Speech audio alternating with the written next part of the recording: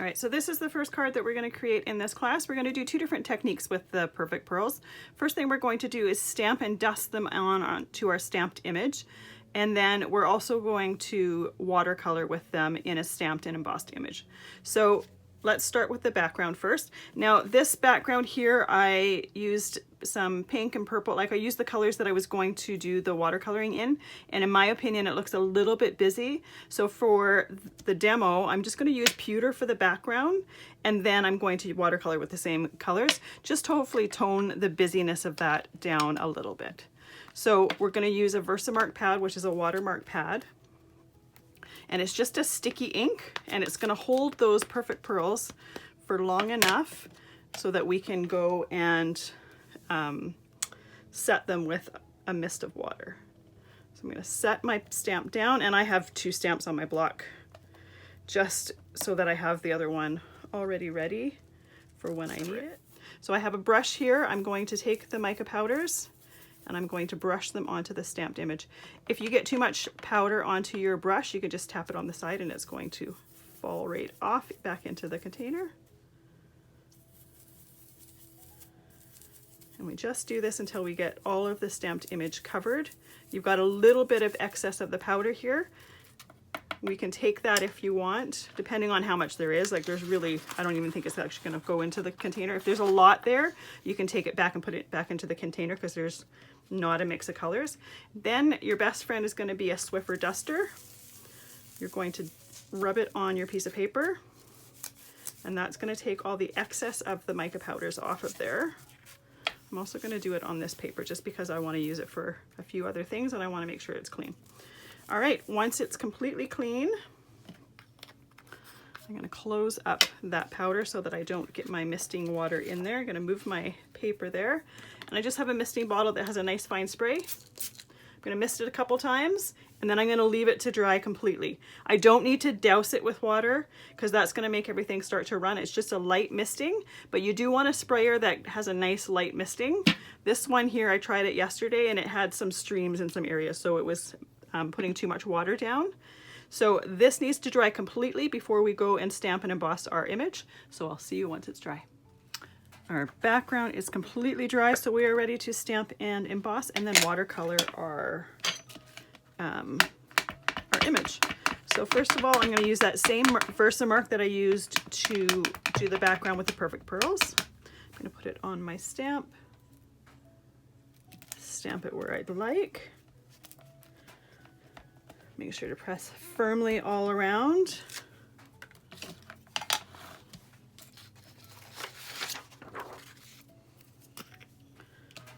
And then pour on our embossing powder.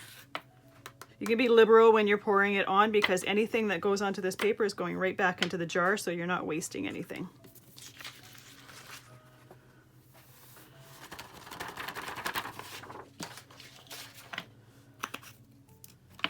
And then we need to use a heat gun to melt it.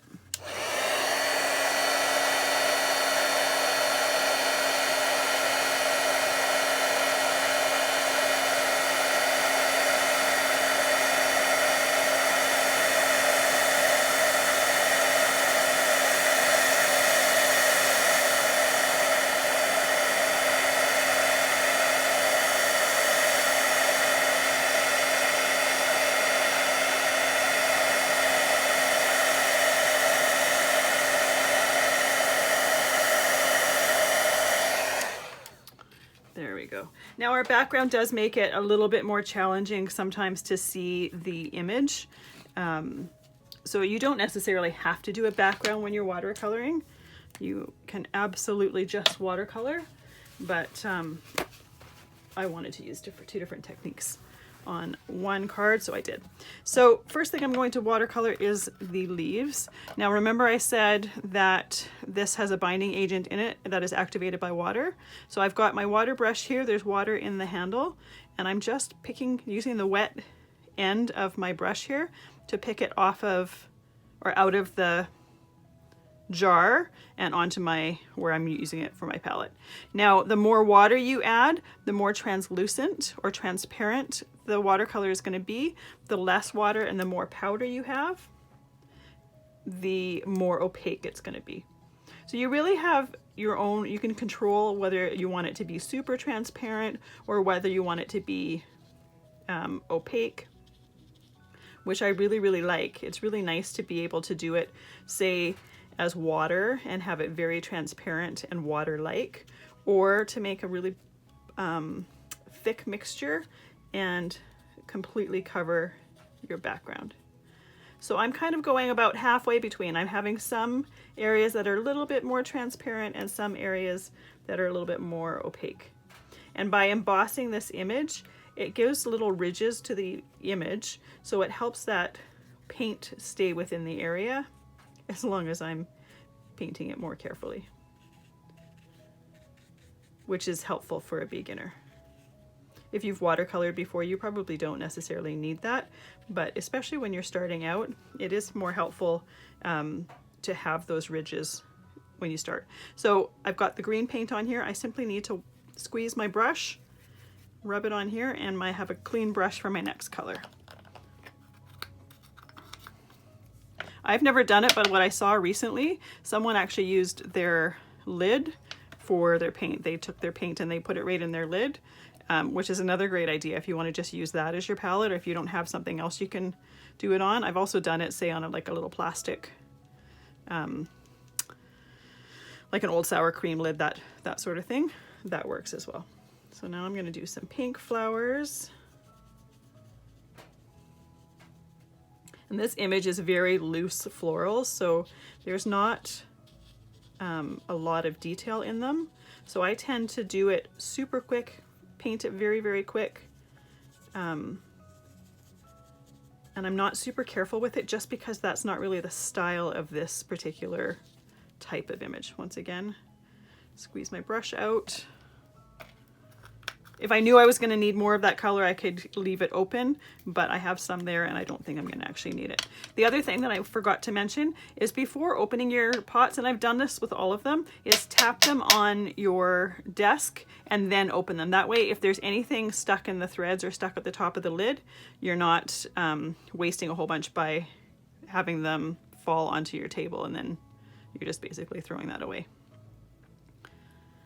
Add a little water there. The other thing you could do is do this, say, in a palette. These probably will dry, or they've dried on me in a palette. So if you wanted to be able to reuse them, putting them in a palette would be a good way to go and to be able to reuse them.